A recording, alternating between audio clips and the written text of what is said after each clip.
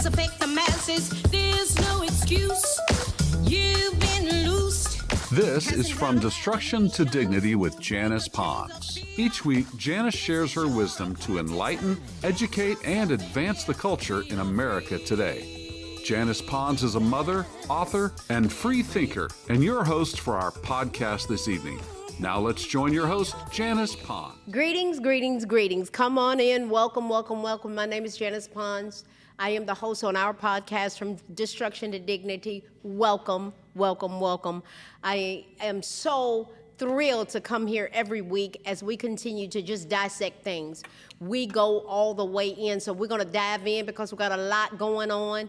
We got our flag behind us that represents our great nation. We have our presidential seal that represents our executive branch of our government. We have a legislative branch. We need to continue to pray for one another because we just simply want America to do well. Y'all know my heart. So tonight we're going to examine something that's generated a lot of discussion, and we're going to talk about the separation of the wheat and the tares.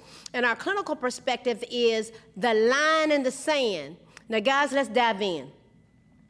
I used to lament about all that I saw the Democratic Party doing. I did. You know I'm political, so let's go there.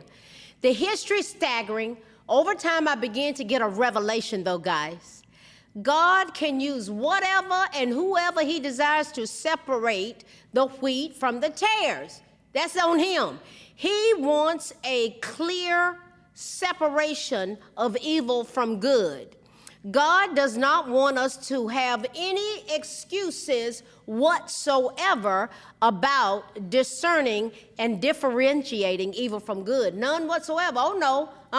He wants that thing so clear that we will know exactly what we are aligning ourselves with. So, this was when I began to shift and thank God for Barack Hussein Obama.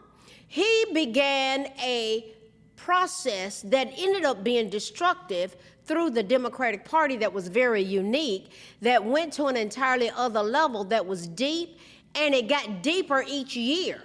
And he's still involved with this deepness. Now, he continues his perpetration today.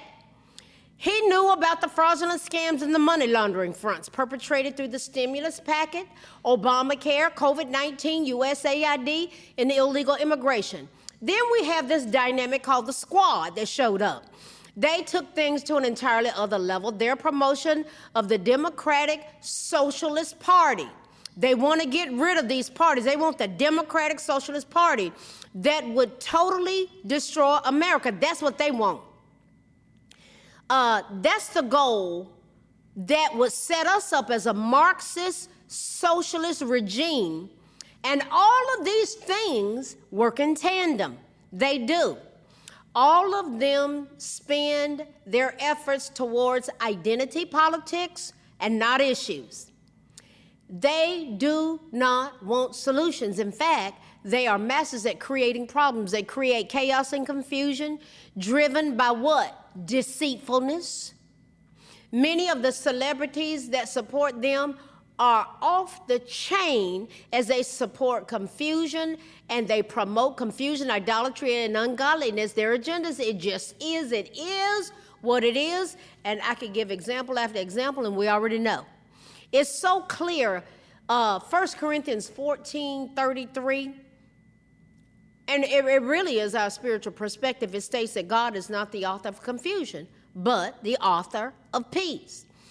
I couldn't understand why God would allow such an unscrupulous man that glorified the dismembering, burning, and liquefying of our tiny citizens. Why would he allow him to just come forth? When he was a senator, he was behind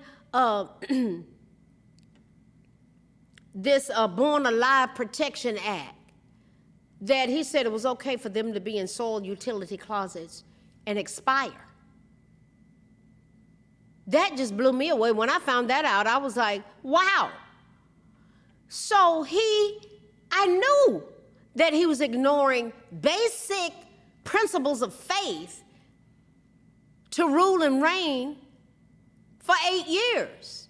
He came across as so smooth. He had a swagger, and he had a rhythm. But guys, he had a specific agenda. Hear me out here. He voted, like I said, that it was okay to leave babies who were alive in soiled utility closets to expire. That was going on in Chicago, in Illinois, virtually ignoring what? Their 14th Amendment constitutional rights. Infanticide is a part of their platform, and they want us to pay for it. They even had an abortion truck at their national convention. Guys, that's demonic. That's a culture of death. Under Obama's administration, and see, why am I talking about it? Because he's still involved. He's still involved. He's still involved. Under his administration, he set the tone for continual hostility shown towards people of biblical faith, hostility towards people in the military who were Christians. They couldn't even have a scripture on their desk. Oh, yeah. And an overall hostility towards biblical values. I followed all of this stuff as it was unfolding, and I was like, oh, that's interesting to note. There was preferential treatment and promotion of other religions, and that was prevalent. It was example after example after example that backs up what I'm saying, and I followed all of it as it was unfolding. Now, as I was looking back, retrospectively processing all of this, I began to just embrace God's wisdom and his plan and how amazing it is. Guys, our Heavenly Father has exposed totally what the Democratic Party has been pushing and what it's been all about and what they really believe. He exposed the core of their heart and soul, in other words, their platform and their agenda, and this process continues from slavery to sharecropping to Jim Crow to welfare up to the diabolical agendas that they're pushing today. The picture couldn't be more clear. And then they got the nerve to tell us the party switch. The party switch. And let's look at that. What did the Democrat Party switch from back then to now? What was the Republican Party standing for back then, and what do they stand for now? And so you say this silly statement about the party switch from what to what for both of them. Let me move on.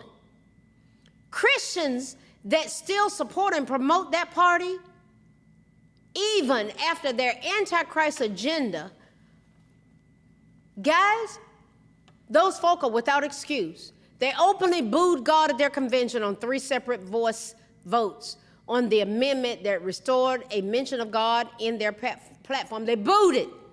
It's crystal clear. Boo! Boo! They booed God. It's crystal clear. No one has an excuse. You don't have an excuse. Alignment matters, my friends.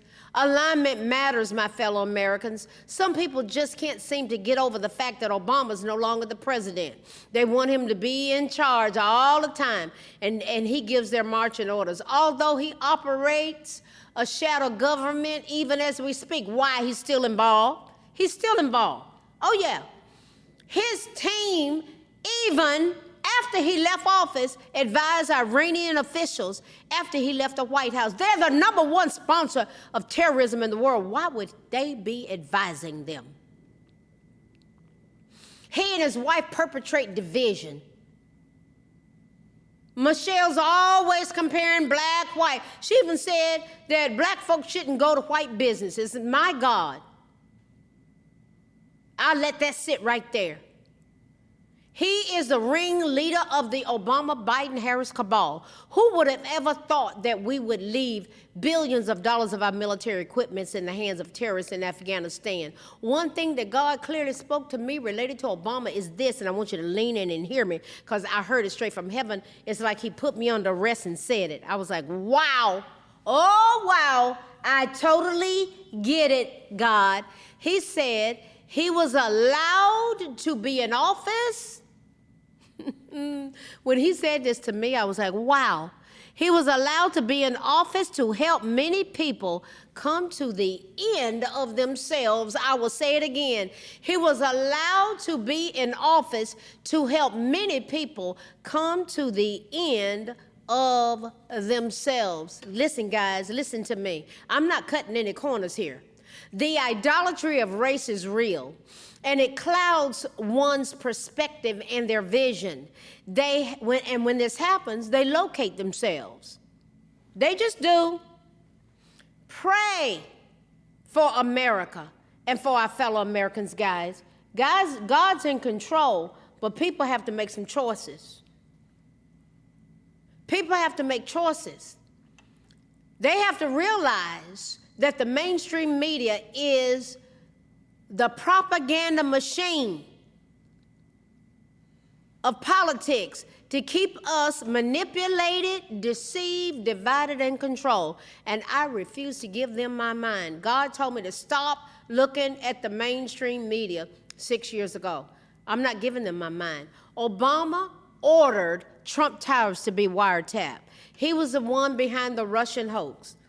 I think we spent, $32 million on that fiasco, wasting our money. It was all a part, it was a hoax.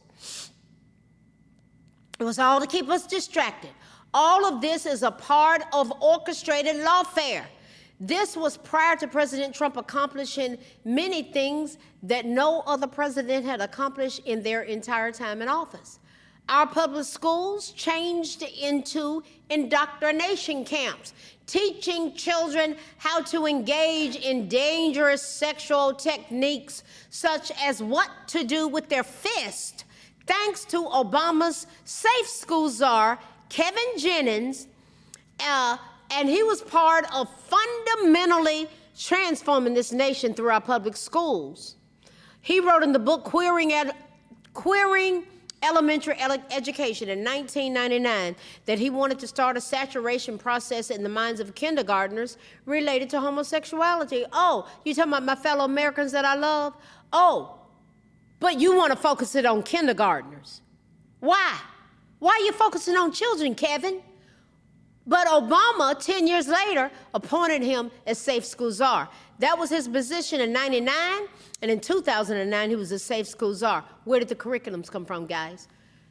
GLEN, Gay Lesbian Education Network. They've added an S to it. Go look it up. Go look it up. And the curriculums. And then you had parents showing up at Board of Education meetings, reading these books that were right there in the libraries and right there in the classrooms, and they were escorted out, and Joe Biden and that whole administration call them domestic terrorists. Let me move on.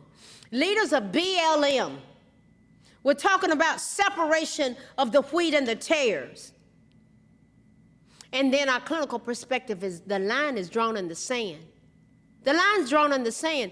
Leaders of Black Lives Matter ended up calling for statues of Jesus to be torn down and for Christian churches to be burned to the ground. Go look this stuff up. I'm not making this stuff up. They tore down Frederick Douglass's statue. They called for the dismantling of the nuclear family. The women that started, they were women that their choice for their sexuality, they were lesbians. And they used to bash men. Okay, well, that's what they did. I'm just talking about the truth of what went on. So they were dismantling the nuclear family as being a man and a woman in a home. And then we came out with this terminology that they were telling black folk, I'm talking about what was going on. And they said, gay is the new black. Oh, really? Gay is the new black. Separation of the wheat and the tares. They wanted to defend the police.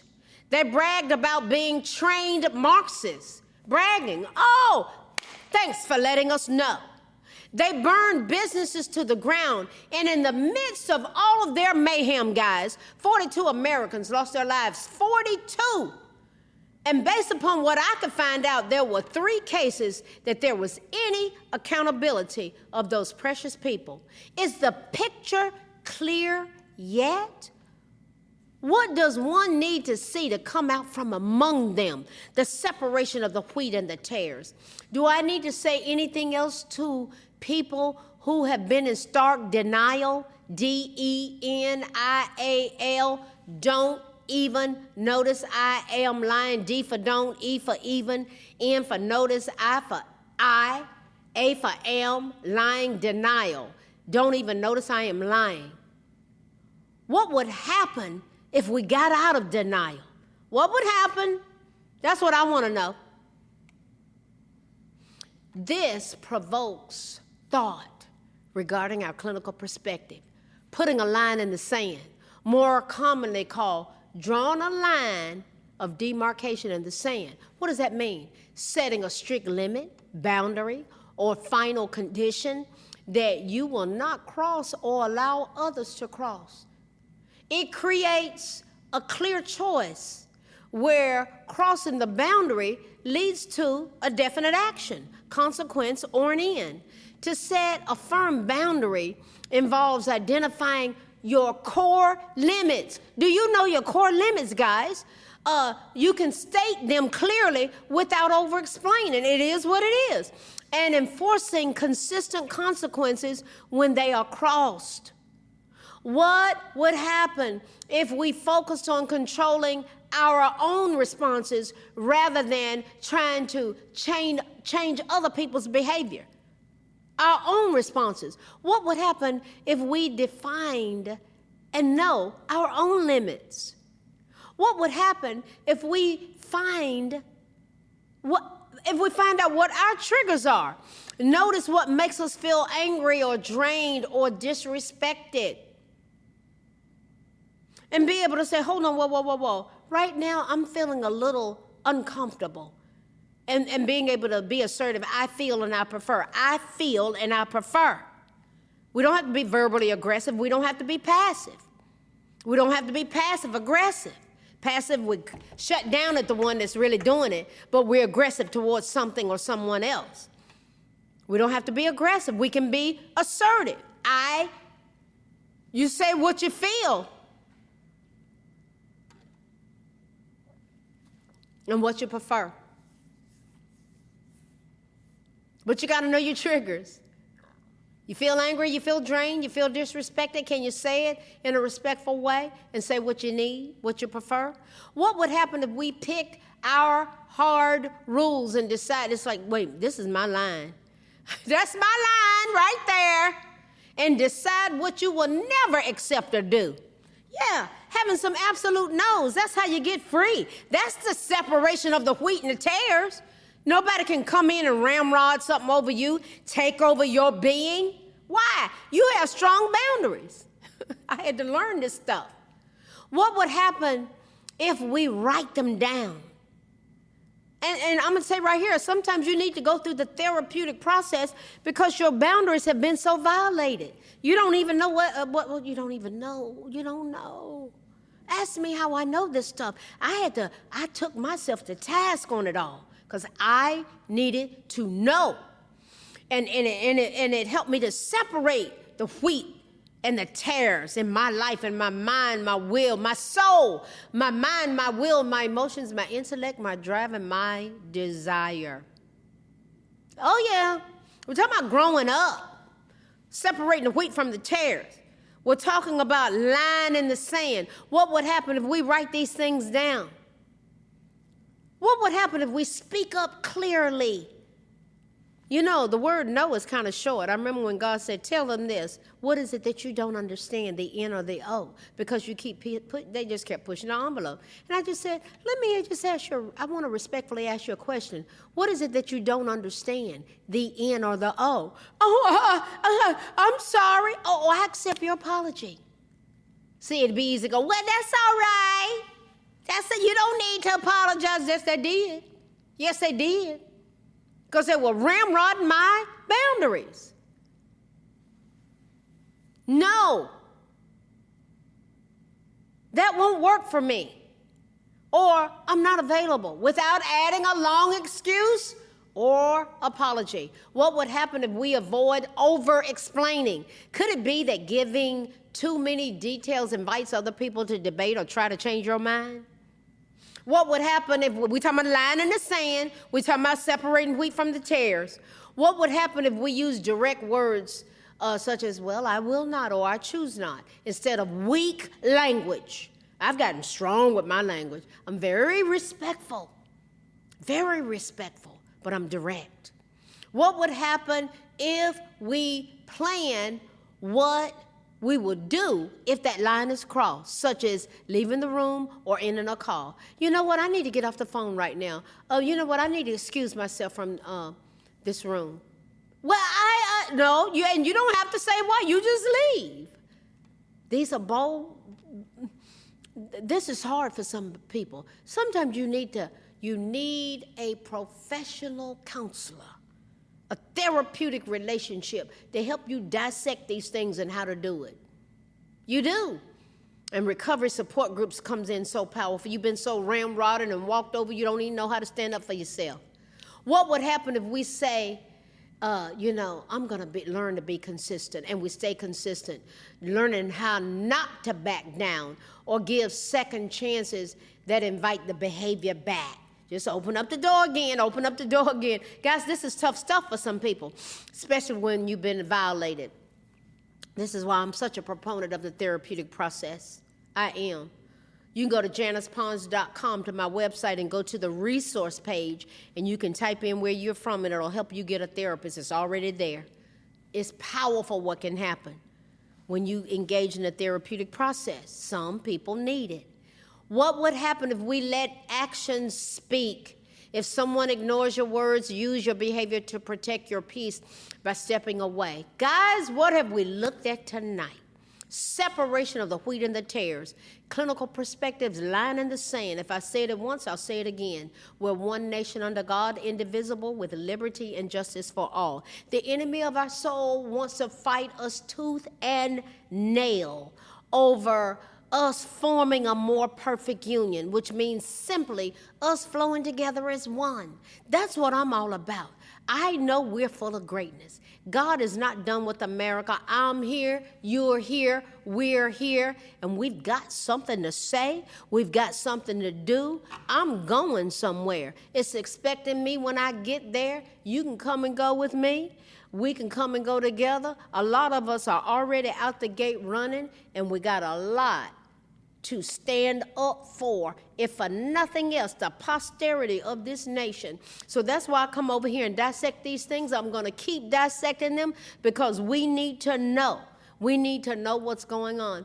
Guys, we got so much going on. We got an election coming up in November. We've got a presidential election coming up in 2028. There's a lot on the line. So we're going to keep coming back, because this thing is worth us understanding and dissecting. I want to thank the ones again from the 12 countries around the world that download the podcast.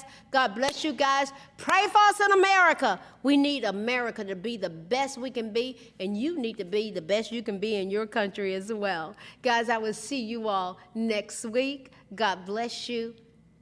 I love you guys, and I'll see you soon. See you next week. Good night. Thanks for listening to this week's episode of From Destruction to Dignity with Janice Pons. Janice's mission is to provoke thought, bring awareness, and point people towards intervention when needed. As a reminder, this show is not therapy, but for educational purposes only. For more information, check out JanicePons.com or follow her on social media. We are one power, strength is ours, liberty, been set free, education, affirmation, dedication, information, revelation.